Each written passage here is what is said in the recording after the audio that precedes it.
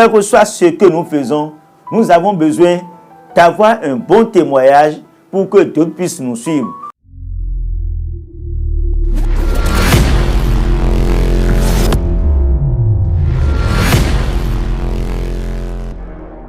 Bonjour bien-aimés et chers frères et sœurs en Jésus-Christ. Shalom, shalom, shalom. Demeurez bénis en Jésus. Vous êtes en direct avec votre serviteur, Pierre Mendenou Kempoé, de l'église baptiste de Védocor, cité de l'Espérance, à Cotonou, au Bénin. Nous sommes heureux vraiment de vous retrouver encore ce matin pour notre rendez-vous hebdomadaire. C'est vraiment une grâce. Et nous vous exhortons à toujours vous abonner à notre page YouTube pour que nous puissions partager ensemble cette expérience personnelle, les bénédictions du Seigneur Jésus-Christ. Alors, ce matin, nous allons nous exhorter à être vraiment des modèles pour la gloire de notre Dieu. Le texte que nous avons choisi et qui soutient l'exhortation de ce matin est tiré de la première épître de Paul à Timothée au chapitre 4, verset 12. Lisons. Que personne ne méprise ta jeunesse, mais sois un modèle pour les fidèles, en parole, en conduite, en amour et en pureté. Prions le Seigneur. Père éternel, je voudrais te bénir pour ce rendez-vous et je prie afin que Seigneur Dieu Tout-Puissant, toi-même tu parles à chacun de nous.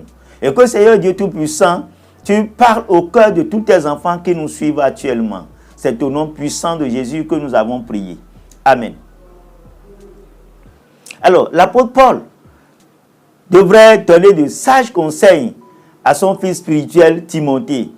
Comme tout aîné bien conscient, donne toujours des conseils qu'il faut, soit à ses enfants ou bien aux jeunes qui sont derrière lui.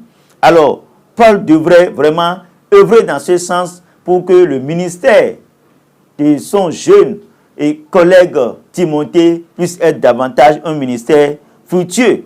Alors, il lui donne des conseils pour lui permettre d'aller loin dans l'œuvre. Bien-aimés et frères et sœurs dans le Seigneur, quel que soit ce que nous faisons, nous avons besoin d'avoir un bon témoignage pour que d'autres puissent nous suivre. Nous avons besoin d'avoir un bon témoignage pour aller loin. Nous avons besoin d'avoir un bon témoignage pour pouvoir aller vers l'excellence. Alors, chaque enfant de Dieu doit vraiment se poser la question de savoir s'il est utile. Et s'il est utile, en quoi est-il utile?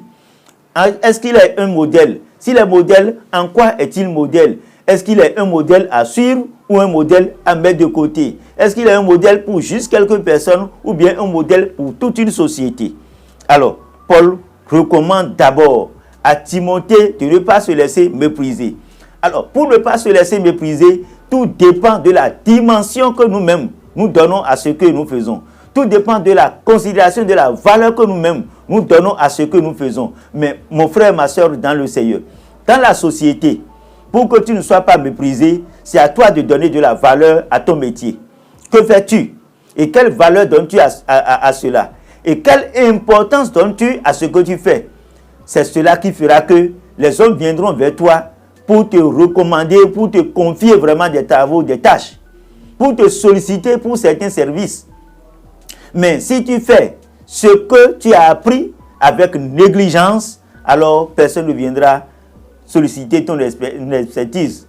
Mon frère, ma soeur dans le Seigneur, nous devons savoir donner de l'importance et de la valeur à ce que nous avons appris, de la valeur au dépôt que nous avons à nous, de la valeur à ce que nous savons faire. Et c'est seulement à ce prix que d'autres pourront vraiment nous considérer et se référer à nous en temps de besoin. Alors, Paul voudrait d'abord attirer l'attention de Timothée sur ce fait. Tu ne dois pas se laisser mépriser. Ça ne veut pas dire qu'il les autres à devenir orgueilleux, mais de savoir qu'il est un loin, un appelé, un mis à part pour le Seigneur. Mon frère, ma soeur dans le Seigneur, qu'as-tu appris?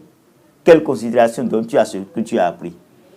Quel appel as-tu reçu et quelle considération donnes-tu à l'appel que Dieu t'a adressé? Tu es pasteur, évangéliste, docteur, missionnaire. que fais-tu pour le Seigneur? Choriste, que fais-tu pour le Seigneur? Mon frère, ma soeur dans le Seigneur, c'est à toi de reconnaître d'abord le don que Dieu a mis en toi, l'appel que Dieu a mis en toi pour lui donner une considération avant que d'autres ne le considèrent. Alors, pour que ton exercice, l'exercice de ton ministère puisse avoir de la valeur, tu dois respecter certaines choses. Et c'est sur ces choses que l'apôtre Paul attire l'attention de Timothée. Sur ces choses, il lui dit qu'il doit être un modèle. Un modèle en quoi? En parole. Oui, parce que la parole est une puissance que Dieu a mise en nous. La parole peut construire. De la même manière, la parole peut détruire. Une parole peut attirer les gens vers toi. Mais de la même manière, une parole peut repousser les gens de toi. Ça voudra dire que tu dois veiller sur ta langue en tant que chrétien. Quel que soit ce que tu fais, dans le domaine séculier ou dans le domaine spirituel, l'enfant de Dieu doit veiller sur sa langue. Savoir tenir parole.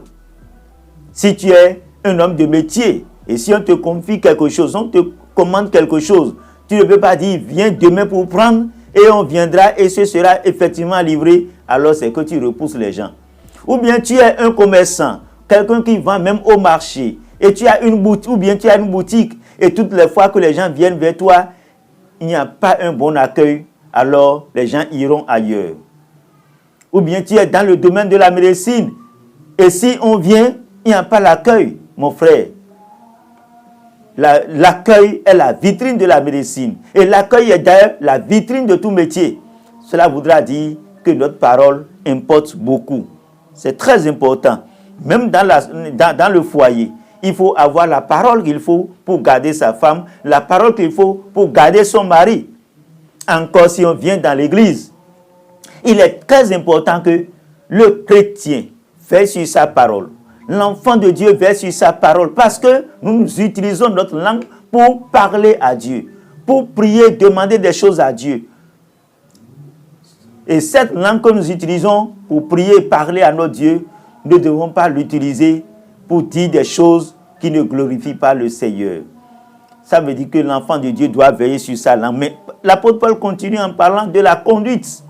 Notre conduite, oui, c'est bon d'avoir une bonne parole, mais est-ce que la conduite, ta conduite, reflète ce que tu dis?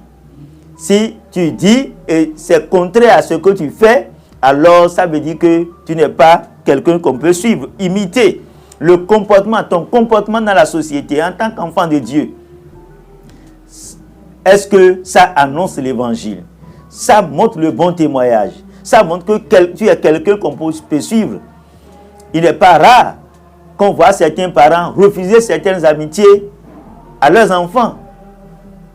Parce qu'il est écrit dans la parole de Dieu, dans le livre de Corinthiens, que les mauvaises compagnies corrompent les bonnes mœurs. Si tu n'as pas un bon comportement, une bonne attitude dans la société, alors on ne pourra pas te suivre.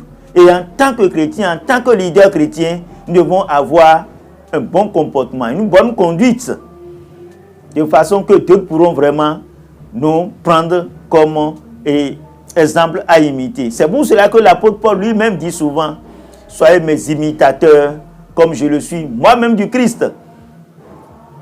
Il imite le Christ parce que il est fier de ce Seigneur qu'il sert. Et il est fier de sa conduite et recommande aussi les autres à l'imiter.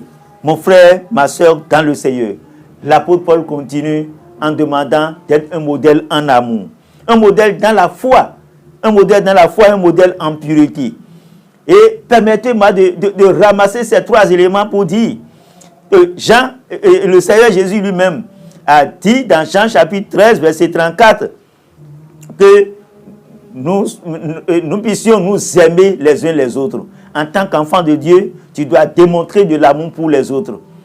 Oui, c'est la marque qui montre que nous sommes vraiment des chrétiens. Si nous aimons les autres, cela montre que nous sommes chrétiens.